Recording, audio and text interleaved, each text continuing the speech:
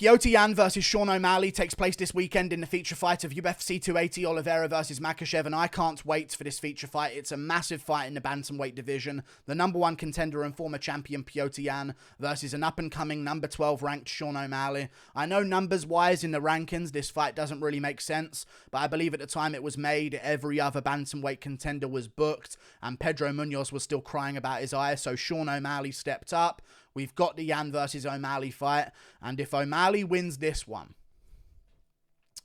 the UFC one is going to be absolutely over the moon about it because they desperately need a new superstar, and Sean O'Malley is that. If it's not Sean O'Malley, it's Paddy Pimblett. Israel Adesanya maybe could have been that future superstar, but since he only puts fans to sleep in his fights nowadays, he's lost that ability to become a superstar because of his boring performances. And I think O'Malley and Paddy Pimblett are those guys. And if O'Malley can make it past Petr Yan, you're talking about a superstar of the sport. He will be the face of the sport. They'll put everything behind him promotion-wise. And if you've got O'Malley in a title fight, you can headline a pay-per-view of that any day. And we'll see how much you can really sell. And I really, really do hope O'Malley wins. I really want O'Malley to win. I really do, because my channel is based on views, and I get money based on views. And when I talk about Sean O'Malley, I get views. And if O'Malley beats Petr Yan and all of a sudden is in conversation for a title fight, I'll get lots of views. And we need that right now, okay? Because Aljo's champ. And it's a sad time for views. Okay, we need O'Malley to win. I want O'Malley to win. Yan's going to obliterate him. That's my opinion. I think O'Malley's going to put up a bit of a fight. I really do. But I think eventually in this fight, there's going to be a vicious and very Siberian twist. And it's going to be brutal for Sean O'Malley. I really do believe that. I think Sean O'Malley is going to be doing good in the first round. I could even say that I believe Sean O'Malley is going to win the first round against Petr Yan. He's going to look too fast. He's going to be landing big punches. He's going to be landing leg kicks and teeps to the body. Yan's going to land some stuff back to the body with kicks of his own, to the legs. He's going to catch a couple kicks of O'Malley and land some punches. But overall, I do believe Sean O'Malley is going to win the first round of this fight. But in the second round, I see Yan catching O'Malley. Because I've noticed a few things about O'Malley's game that when we do get into that second round, there's some openings. There are some openings where a guy like Petr Yan can take advantage. And I mentioned this, virtually of course, to Sean O'Malley's face. And O'Malley didn't like that I mentioned this. I know he didn't, because he proceeded to twist what I said and go from being Sugar Sean O'Malley to Salty Sean O'Malley. Okay? And he twisted what I said, and he can't help himself now but mention it. Okay? I said that in round 2, specifically against Thomas Almeida, it was a different looking Sean O'Malley, and he started to make a few more mistakes, and Almeida started to land a few more shots. And I said if Petr Yan can be in that position and not Thomas Almeida, it's going to be a different problem for Sean O'Malley than being in front of Thomas Almeida, because Petr Yan is a completely different level than Thomas Almeida. O'Malley listened to me say this and then proceeded to twist it completely and act like I said the Almeida fight was competitive. It wasn't. He won the first round clear. He won the third round clear, very dominantly. But round 2 of the Almeida fight was a very different situation.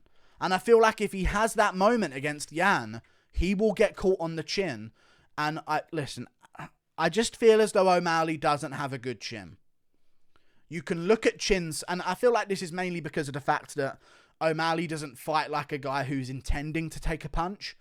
So his main objective is to avoid the shots, and sometimes when you fight like that and you do take a punch, you're more likely to be KO'd than a guy who's going to take a punch knowing that he's going to be punched and knowing and expecting to be hit a few times. So I feel as though O'Malley can get knocked down in that way. He's also shaped like a battle droid from Star Wars. Not a super battle droid, just a regular Roger battle droid from Star Wars. He's shaped in that way. Very pointy chin, very narrow head, very slender neck, and I feel as though it's the type of chin that's going to get dinked and down goes O'Malley for a second. He might pop back into consciousness, but I think it's something that Yan's going to capitalize on. And when we look at the Sean O'Malley versus Thomas Almeida fight, this is what I was talking about, and I've watched the fight many times. He won the second round against Almeida clearly. But in round 1 of the Almeida fight, it was 36-8 on significant strikes, and he knocked down Almeida with a head kick. In round 3 of the Almeida fight, it was 33-5 on significant strikes, which is amazing, and he knocked down Almeida with a left hook as Almeida was coming in, and then, finished him off brutally afterwards. In round 2, it was 17-12. And not only was it 17-12, but in round 1, he had a 62% accuracy rate. In round 3, he had a 64% accuracy rate. In round 2, he had a 42% accuracy rate. And in fact, Almeida was more accurate than him. Almeida, 22% in round 3, 36% in round 1, 44% more than O'Malley in round 2. That's just the recounted stats. That's not an opinion. O'Malley. Accept it. Okay, you egomaniac. I'm joking. He's had ego death, most likely, right? But either way, if Yan has those opportunities in round 2, it's going to be a problem. And I know people, you don't want to bring up the Chris Moutinho fight. We won't. We will. I have to. Why did I say we won't? We will. We will pick up the Moutinho fight. Moutinho took your shots non-stop with a high guard. Yan's the king of a high guard. And I know Moutinho, the only reason he really survived was because he made an objective to survive. Let's be real. If Moutinho was really trying to land good shots, he would have landed a few more. You know what I mean? But he did land shots in the O'Malley fight. And I watched the O'Malley fight a lot. And whatever you want to say, O'Malley, he did land quite a few shots.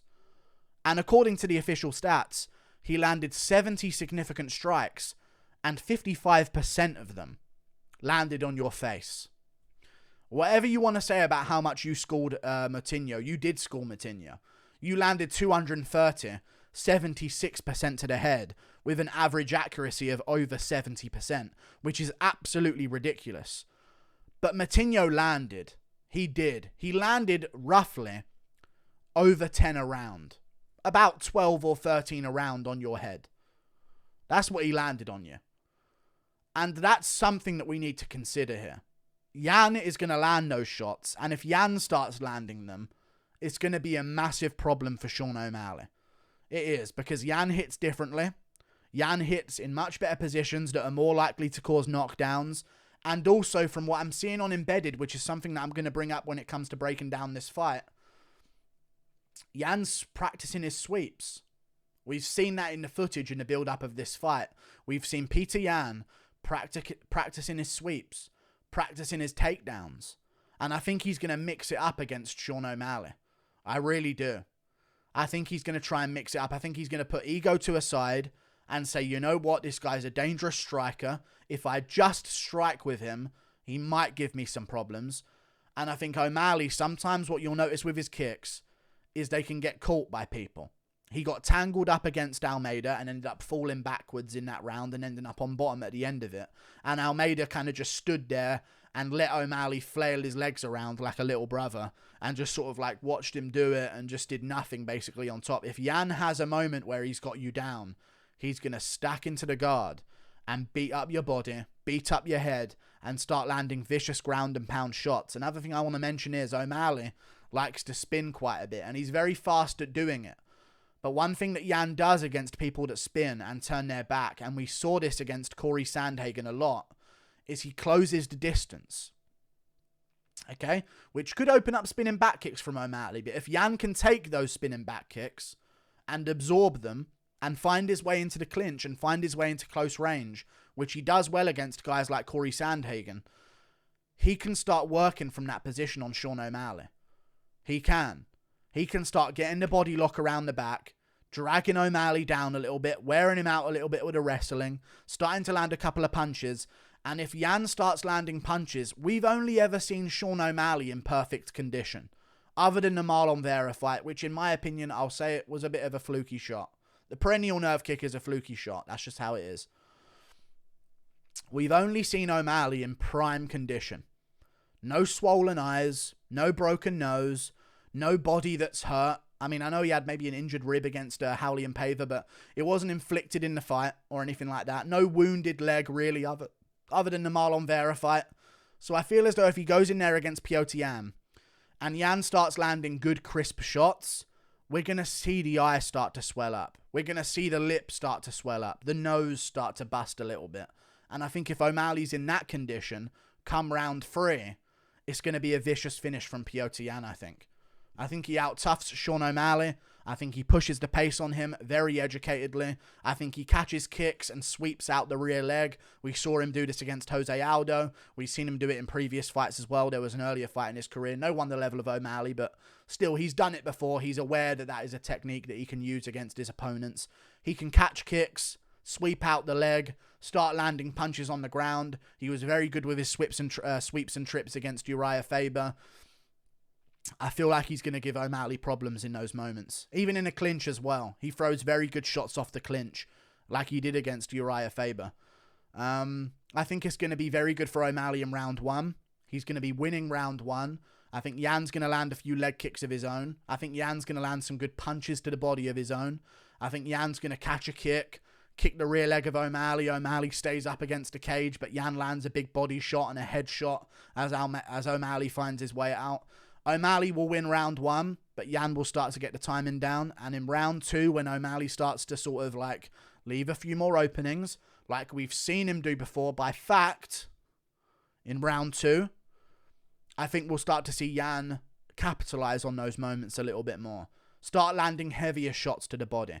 Start mixing up some kicks to the body at the end of his combos. Start stepping through with some of his combinations. Maybe missing O'Malley with the initial throw, but then stepping through and catching him on the outside as he's trying to circle out a little bit.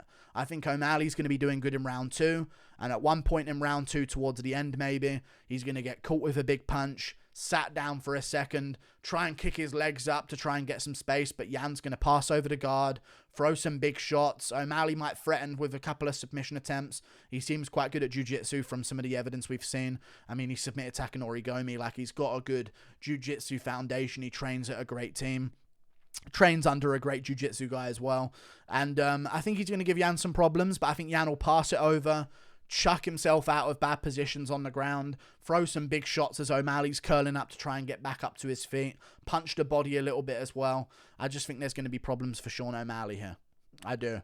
And also, I want to mention, in round 3, let's get into round 3, I think he's going to start catching O'Malley again. It's going to be a bit more of an even fight now. It's not going to be O'Malley winning until he's not. It's going to be an even trade. O'Malley's going to start to feel some of those big shots. Yan's going to start to land more often. O'Malley's kicks are going to start to get a little bit more laboured, a little bit more panicky, a little bit more Hail Mary-ish, trying to throw kicks. Yan catches one of them on his shoulder, hooks it, drives O'Malley onto the ground, starts beating him up again, starts grabbing the body lock, dragging him down again, beating him up again. And I think we're going to see a 3rd round TKO for Petr Yan. However, what was I just about to mention? The Munoz fight. Whatever you want to say about the Munoz fight, I was disappointed by O'Malley's performance. I'll say that much. Whatever you want to say about the Munoz fight, you want to talk about the fact that, he arguably could have been winning. I truly believe that if we're going to do the right thing and we're going to score checked kicks to the foot, which are incredibly painful for Munoz, shin to shin, I understand giving a significant strike to both guys. I get that.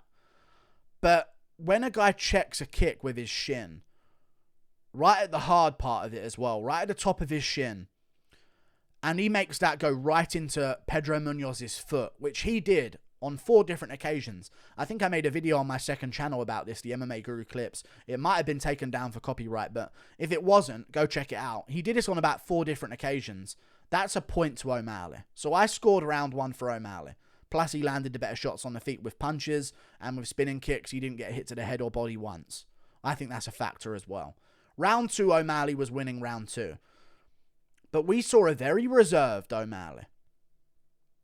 A very reserved O'Malley, who wasn't able to land the leg kicks he normally does, who wasn't able to land the punches he normally does, who wasn't able to get creative in the way that he normally does either.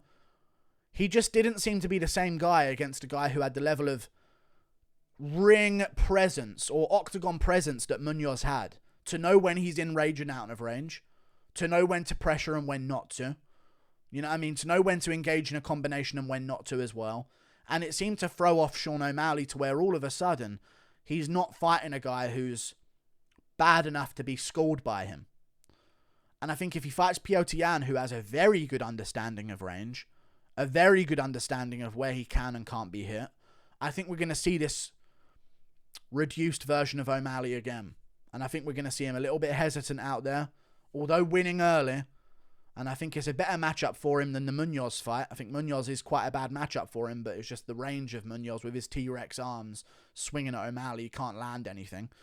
But I feel as though Petr Yan's going to give him problems as this fight goes on for sure. Looking forward to it though. O'Malley has a solid chance. I've got to go Petr Yan from the evidence we've seen, to be honest with you. I've got to go with him. I think he's going to do very well. But we'll see. We'll see. I reckon Yan grapples with him quite a bit as well. Sweeps out the legs, trips him over a bit, throws him to the ground, shoots a couple double legs. And I think he's going to mix it up and confuse O'Malley too much. But I'm looking forward to it. And I think by the end of this fight, what people are going to say is, Sean O'Malley wasn't ready just yet, but maybe if he tweaks some things, he can be. That's what I think is going to be the storyline after this. Like and subscribe. Thank you for watching. Chris Matinho landed, on average, 11 shots around to your head, O'Malley. It's just the facts. See ya. If Yan can land them, it's problems. And he lands them better than Matinho does. Goodbye, O'Malley. See you later.